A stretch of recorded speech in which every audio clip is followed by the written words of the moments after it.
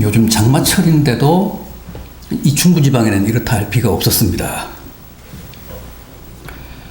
그런데 오늘부터는 전국적으로 적지 않은 비가 내린다는 예보입니다. 코로나와 장마, 또 이제 곧 본격적으로 시작될 무더위까지 다 잘 관리하시고 이기셔서 모쪼록 올여름도 탈 없이 안전하게 건강하게 나시는 성도들 되시기를 진심으로 기원해 마지 않습니다. 오늘 제가 소개해드린 본문은 우리가 잘 아는 엘리야 시대 얘기입니다.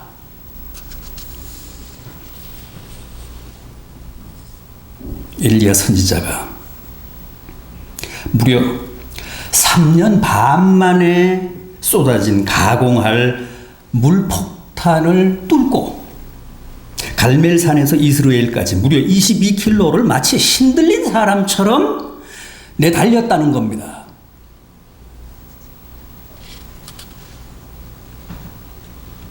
자, 그렇다면 무슨 사연인지 한번 보겠습니다. 여러분, 마차와 사람이 시합을 벌이면 누가 이길까요? 당연히 마차가 이기겠죠.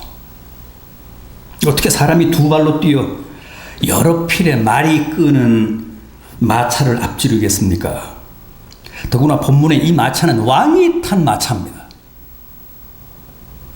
그럼에도 오늘 이 대결에서는 아합 왕의 마차보다 맨발로 그 장대빛 속을 질주한 엘리야가 이겼다고 합니다.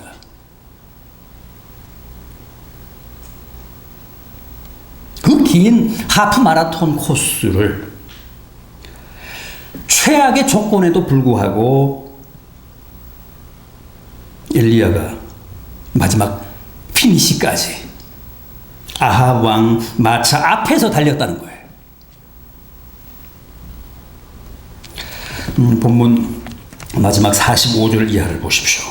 조금 후에 구름과 바람이 일어나서 하늘이 캄캄해지며 큰 비가 내리는지라 아합이 마차를 타고 이스라엘로 가니 여호와의 능력이 엘리야에게 임하매 그가 허리를 동이고 이스라엘로 들어가는 곳까지 아합 앞에서 달려갔더라.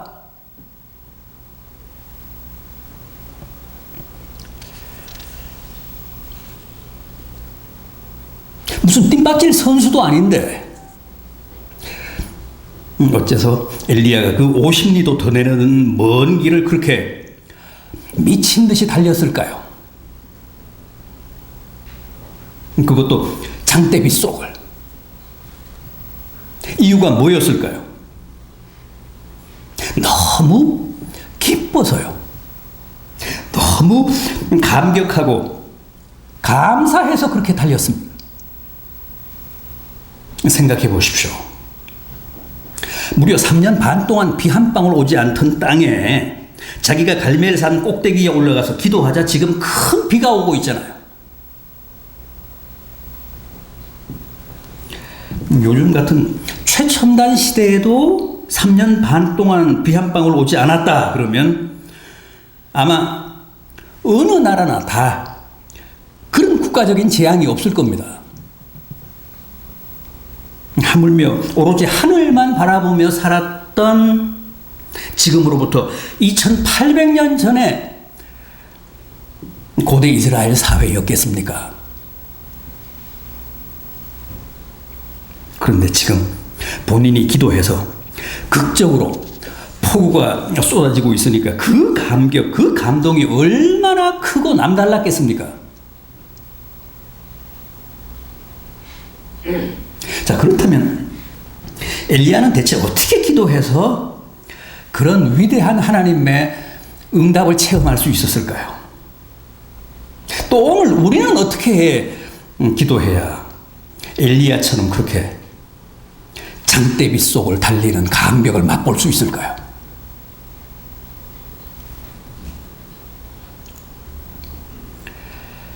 물론 엘리야는 구약 성경에 등장하는 모든 선지자들을 대표할 만한 전설적인 존재였습니다.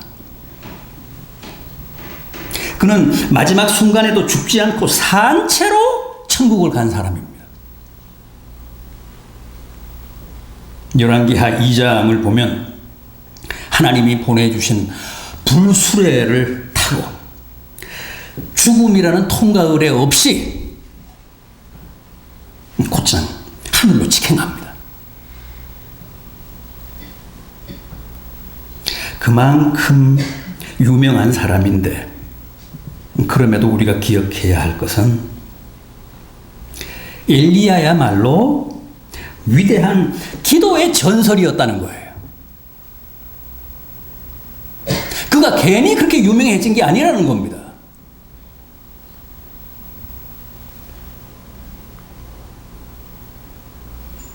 그는 진정한 기도의 달인이었습니다.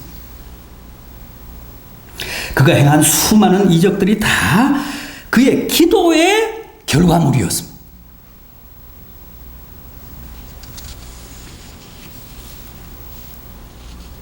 그래서 우리가 특별히 엘리야의 기도로 주목하는 겁니다. 엘리야는 어떻게 기도했습니까?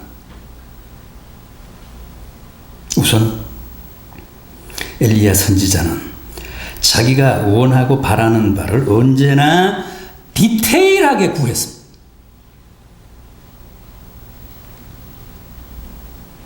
사실 이게 엘리야 선지자의 기도의 가장 큰 특색 가운데 하나입니다. 여러분, 엘리야는 절대 막연하게, 모호하게, 애매하게 그냥 뭉뚱그려서 범우주적으로 기도하지 않았습니다. 언제나 세세하게, 확실하게, 또박또박 구체적으로 비를 내려주십시오. 죽은 아이를 살려주십시오. 저 빈 통에 가루를 채워주십시오. 저 빈 병에 기름이 넘치게 해주십시오.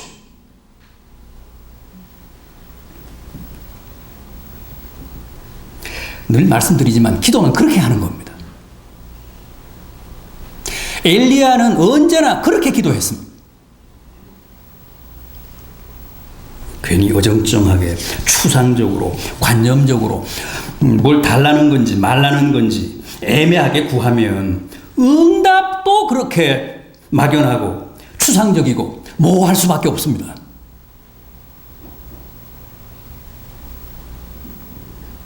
오늘 본문 바로 앞에는 또 무슨 얘기가 나옵니까? 엘리야가 바알 선지자 450명, 아세라 선지자 400명, 도합 850명과 역시 그 갈멜산에서 맞짱 뜨는 사건이 나옵니다. 거기에서는 엘리야가 어떻게 기도했습니까? 마찬가지입니다. 여호와여, 불을 내려주십시오. 그랬더니 어떻게 됐다고요? 18장 38절을 보십시오. 이에 여호와의 불이 내려 번제물과 나무와 돌과 흙을 다 태우고 또 도랑에 물까지도 핥은지라.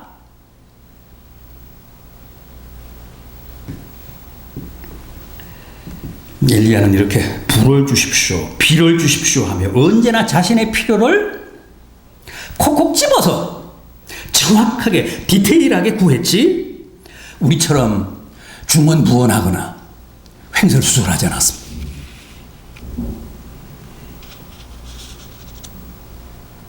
이건 불을 달라는 건지, 물을 달라는 건지, 시를 쓰는 건지, 독백을 하는 건지. 기도원에 가보면 꼭 그런 분들이 있잖아요. 이 민족을 제게 주십시오. 저 북한 동포를 제게 주십시오. 저 중국 대륙을 제게 주십시오. 세계를 제게 주십시오. 제발 여러분들은 그런 황당한 기도하지 마세요. 그건 다 허세고 잘난 체 하는 겁니다. 그런 기도는 아무나 드리는 게 아닙니다. 그런 기도를 할 수 있는 분은 따로 있습니다. 우리는 그저 소박하게 하는 겁니다. 세세하게 하는 겁니다. 다른 사람이 들으면 유치하다고 생각될 정도로 디테일하게 하는 겁니다.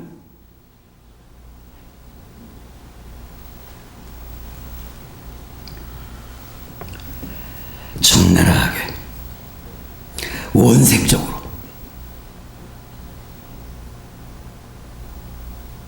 제게 언제까지 돈이 얼마 필요합니다. 지금 제가 앓고 있는 이 병을 낫게 해주십시오. 제게 몇 평짜리 집을 주십시오. 제게 이런저런 조건의 직장을 주십시오. 어느 대학에 꼭 합격시켜 주십시오. 제가 지금 누구를 사랑합니다. 저 사람이랑 꼭 결혼하게 해주세요. 그렇게 기도하는 겁니다. 그게 기도입니다.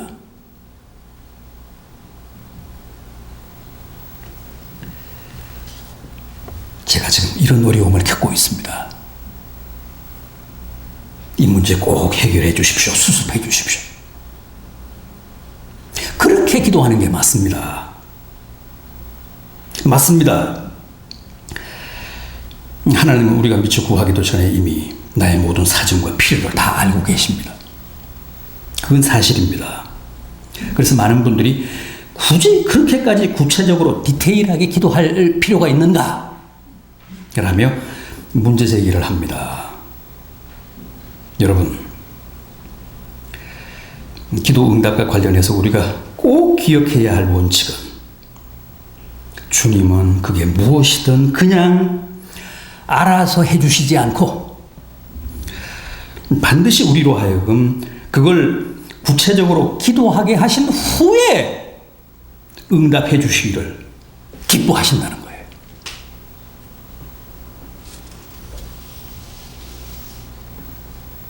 주님은 우리로 하여금 먼저 불을 구하게 하신 후에 불을 주시고, 비를 구하게 하신 후에 비를 주시고, 돈을 구하게 하신 후에 돈을 주십니다. 건강을 구하게 하신 후에 건강을 주십니다. 굳이 왜 그렇게 하실까요? 알아서 해주시면 좋을 텐데. 내 사정을 다 알고 계신데.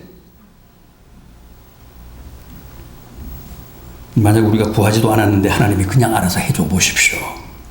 우리가 그걸 하나님의 은혜로 인정하고 감사하나? 절대 그렇게 하지 않아요.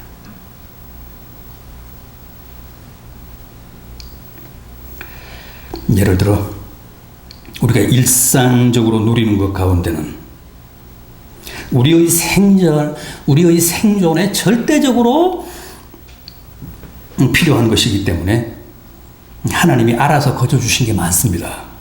공기라든가 햇볕이라든가. 그건 다 우리가 구하지도 않았는데 하나님이 거저주신 거잖아요. 우리가 그런 거 감사합니까? 당연한 것으로, 그저 자명한 것으로 여기지 그걸 하나님의 은혜라고 믿으며 감사하는 사람이 우리 가운데 과연 몇 명이나 되겠습니까?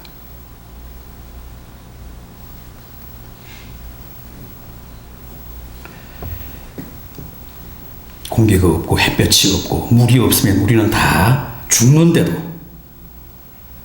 우리는 절대 그걸 감사할 줄 모르고 삽니다. 왜 그럴까요?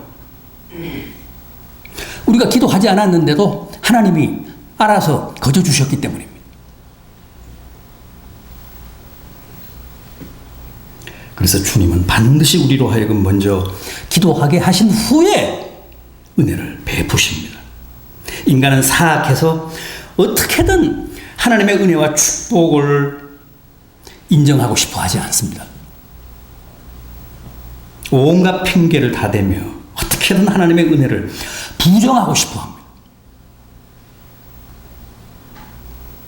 그래서 우리의 구체적인 기도 없이 하나님이 무언가를 해주시면 그걸 하나님의 은혜로 믿고 감사하는 게 아니라 다 우연으로 돌리고 재수가 좋았다, 운이 좋았다며 조상의 은덕으로 돌립니다.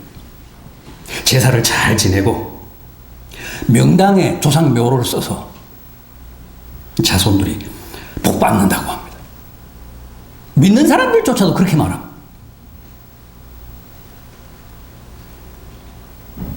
그래서 주님은 반드시 우리로 하여금 먼저 구체적으로 기도하게 하고 응답하심으로써 그게 더 이상 변명의 여지가 없는 하나님의 은혜요. 기도의 응답이라는 사실을 인정하고 오직 하나님께만 영광을 돌리게 하십니다.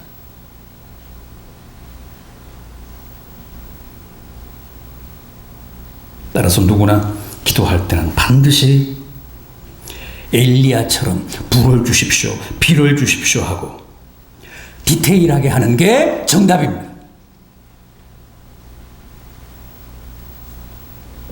그러면 응답도 그렇게 확실하게 옵니다. 디테일에 악마가 있다는 말이 있죠. 우리가 자주 쓰는 말 가운데 하나입니다. 루드비히 반데어 로에라는 유명한 독일의 건축가가 한 말인데, 아무리 크고 웅장한 건축물이라고 해도 디테일에 소홀하면, 디테일에 실패하면 그건 틀렸다는 거예요. 그건 틀린, 실패한 건축물이라는 거죠. 기도도 마찬가지입니다. 아무리 열심히 부르짖고 그럴듯한 제목을 내걸었다고 해도 디테일하지 않으면 응답은 없습니다. 내가 디테일하게 기도하면 주님도 디테일하게 응답하십니다.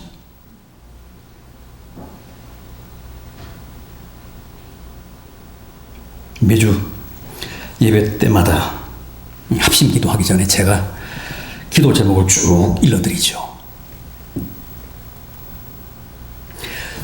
그걸 못마땅하게 생각하시는 분들이 계신 줄 알면서도 제가 지난 20년 넘게 계속 해온 이유는 딱 하나입니다. 그렇게 디테일하게 기도하시라는 거예요. 뭉뚱그려서 그냥 하시지 말고 조목조목 세세하게 하시라는 뜻입니다.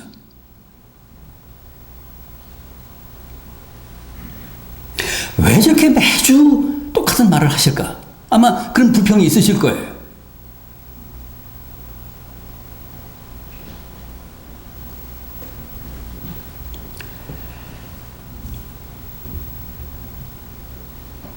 디테일하게 기도하라. 그게 바로 위대한 기도의 선진이요, 전설인 엘리야 선지자의 가르침입니다.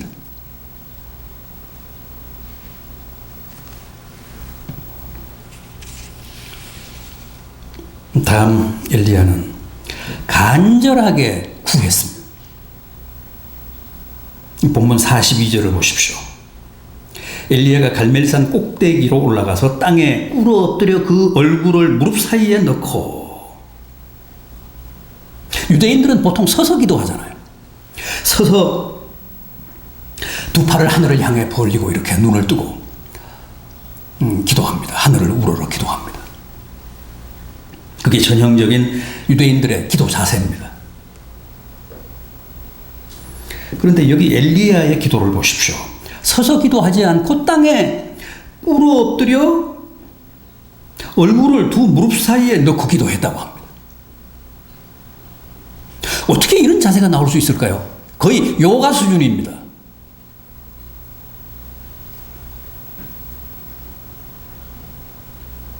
이건 뭘 말합니까? 그만큼 당시 엘리야의 기도가 간절했다는 거예요. 절절했다는 뜻입니다. 집에 가서 이 자세 한번 취해 보십시오. 가능한지.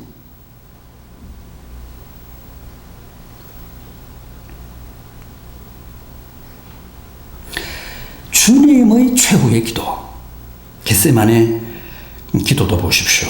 누가복음 22장 41절 이하입니다. 무릎을 꿇고 엎드려 애쓰고 힘써 더욱 간절히 기도하시니 땀이 땅에 떨어지는 핏방울같이 되더라. 주님도 엘리야와 같은 자세로 간절히 기도하시며 피땀을 흘리셨다고 합니다. 야고보서 5장 17절을 보면 오늘 본문의 이 엘리야의 기도에 대해 이렇게 평가하는 대목이 나옵니다. 엘리야는 우리와 성정이 같은 사람이로되 저가 간절히 기도한 즉 3년 6개월 동안 비가 오지 않던 땅에 하늘이 비를 주고 땅이 열매를 내었느니라. 성정이 같다. 엘리야도 우리와 똑같은 사람이었다는 뜻입니다. 그럼에도 그가 기도해서 비가 오게도 했다. 비결이 간절함에 있었다는 얘기예요. 저가 간절히 기도한 즉 하늘이 비를 주고 땅이 열매를 냈다. 따라서 간절함이야말로 엘리야의 기도의 또 다른 비결이었다고 말씀드릴 수 있습니다. 여러분, 기도는 간절함입니다. 금식 기도나 철야 기도도 하나님께 무슨 시위를 하자는 게 아니라, 금식하면서 하나님을 협박하자는 게 아니라, 나의 간절함을 그렇게 금식으로, 철야로 표현하는 겁니다. 산기도를 가서 소나무를 뽑는 것도 하나님을 위협하자는 게 아닙니다. 나의 간절함을 그렇게 처절하게 표현하는 겁니다.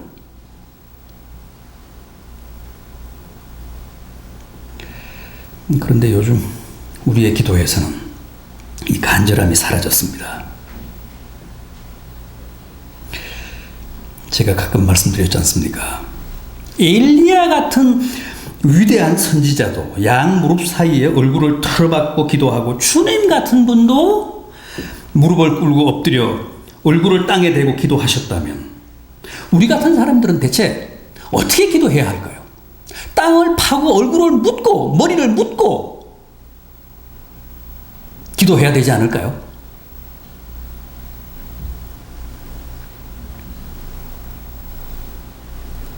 그런데도 요즘 우리의 기도에는 간절함이 실종됐습니다. 얼마나 건조하고 얼마나 담백하고 얼마나 깔끔하고 얼마나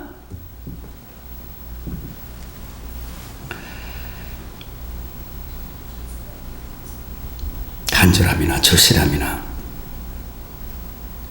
처절함이 어느 구석에서도 안 보이는지 모릅니다.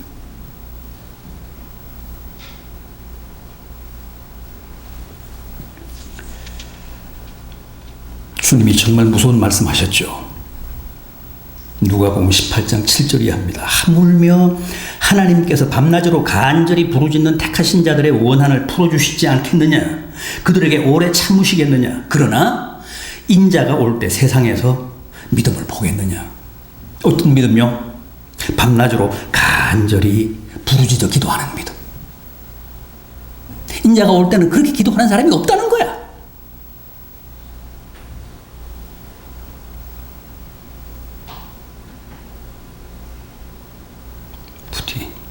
간절한 마음으로 기도하십시오. 기도의 대가요 달인인 엘리야도 간절히 기도해서 위대한 응답을 체험했다는 사실을 꼭 기억하시기 바랍니다. 하나만 더 말씀드리겠습니다. 엘리야는 언제나 확신으로 기도했습니다. 본문 41절을 보십시오. 엘리야가 아합에게 이르되 올라가서 먹고 마시소서, 큰 빗소리가 있나이다. 이때는 아직 엘리야가 갈멜산에 올라가서 기도하기도 전입니다. 그런데 보십시오. 엘리야는 이미 자신의 믿음의 귀로 큰 빗소리를 듣고 있습니다.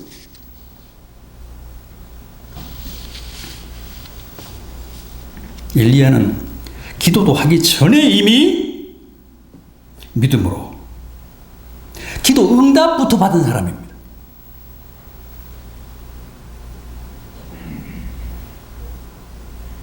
비도 오기 전에 이미 빗소리를 들은 사람입니다. 그만큼 응답에 대한 확신에 차 있었다는 얘기입니다.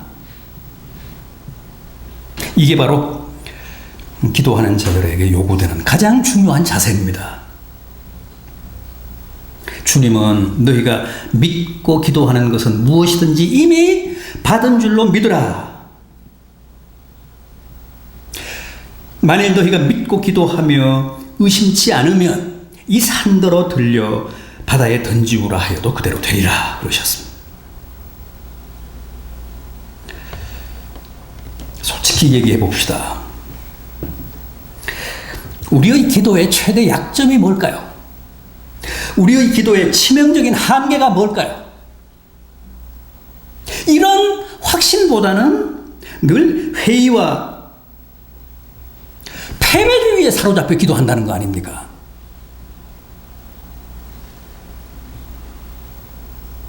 주님이 정말 내 기도를 들어주실까? 나 같은 사람이 무슨 기도 응답을 받아? 또 어떤 분들은 기도해서 만에 하나 응답이 되면 좋고 안 돼도 우리가 어쩌겠어?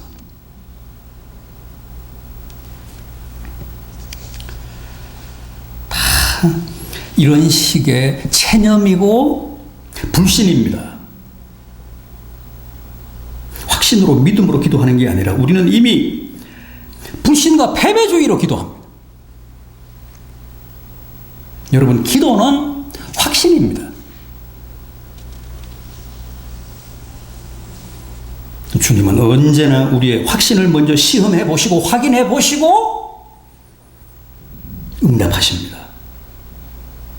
믿음이 없는 자에게는 자칫 응답이 축복이나 은혜가 아니라 재앙이나 저주가 될 수 있기 때문에 그렇습니다. 그래서 꼭 먼저 확신을, 믿음을 확인해 보십니다. 기도 응답을 감당할 만한 그릇이 준비됐는지.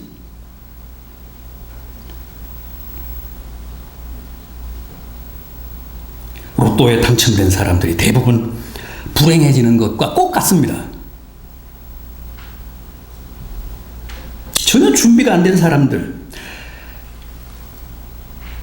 그런 사람들은 돈벼락을 맞으면 오히려 그 행운이 저주가 되잖아요. 그래서 멀쩡하던 사람들이 이혼을 하고 자살을 하고 아니면 노숙자로 전락합니다. 로또 당첨된 사람들 대부분 다 불행해지잖아요. 그런 행운을 감당할 수 있는 능력이 없기 때문에 그렇습니다. 준비가 안 되어 있기 때문에 그렇습니다. 기도 응답도 꼭 같습니다. 믿음의 준비가 안 되어 있는 사람은 기도 응답이 오히려 저주가 됩니다. 불행이 됩니다.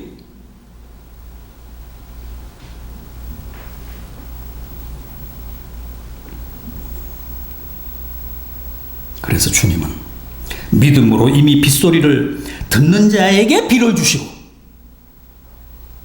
이미 구한 것을 받은 줄로 믿고 감사하는 자에게 응답을 허락하십니다.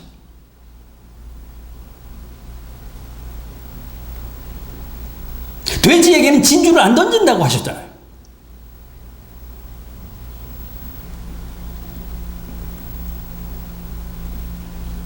위대한 기도의 사람 엘리야는 늘 그랬습니다.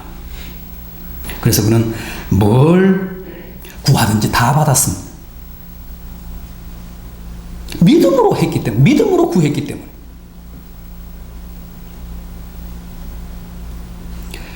부디 확신을 가지고 담대하게 기도하셔서 올 여름에는 여러분들이 바라고 원하시는 모든 것을 꼭 다 이루셔서 여러분들도 모두 엘리야처럼 기쁨으로 감격으로 신나게 빗속을 다름질하는 복된 성도들 되시기를 진심으로 기원합니다. 기도하겠습니다.